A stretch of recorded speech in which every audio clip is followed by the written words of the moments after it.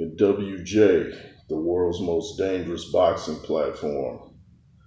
I'm going to tell you why Terrence Crawford beats Errol Spence. And I've noticed that a lot of the top guys in the sport are starting to pick Terrence Crawford, when before it seemed like it was Spence because, his size and all that.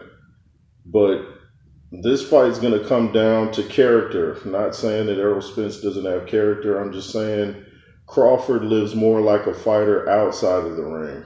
And when guys are almost evenly matched skill-wise, it's going to come down to heart, bravery. Not saying that Errol Spence isn't brave.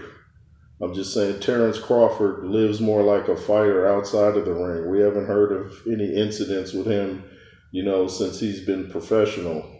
And I don't want to get into, the dude's outside life too much in details, but it's going to come down to who wants it more. And if you go back and look at footage from even around 3 years ago, Terrence Crawford is the one that had been wanting this fight.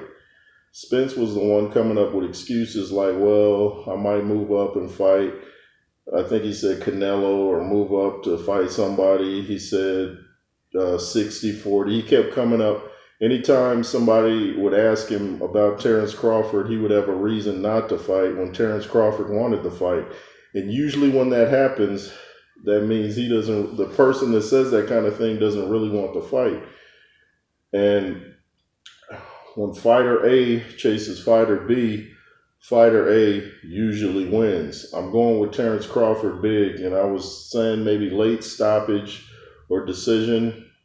I'm gonna say something maybe pretty shocking. I'm gonna say Terrence Crawford wins in 5 rounds. You heard it here in WJ. Terrence Crawford wins in 5 rounds. If I'm wrong, I'm wrong, but that's what I say.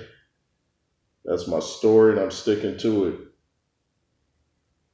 You know the saying, a good big man usually beats a good little man. But I've also heard, unless that good little man is special, and Terrence Crawford still isn't little, and he's the physically stronger man, I do believe. He's got a wrestling background. He can lift a lot of weights. Looks like Terrence Crawford can too, though. But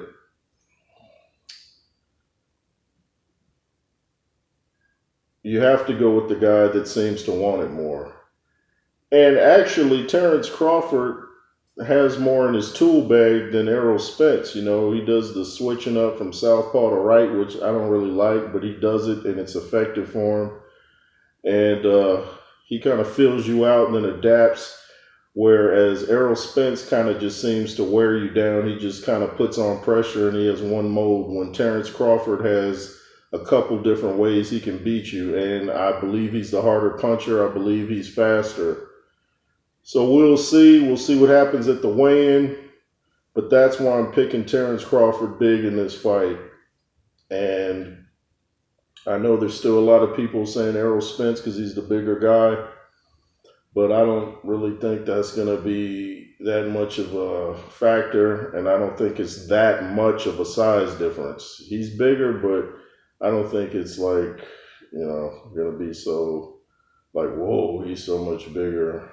People are looking for anything to try to critique this fight. Anyway, this is N.W.J. Thank you for watching. Make sure you subscribe to my main platform, the J. Roos Theory. Not all platforms are created equal. And thanks for watching. LSR forever. Make sure to subscribe here too. And let's make sure this page takes off like what? Like a car with the brakes off.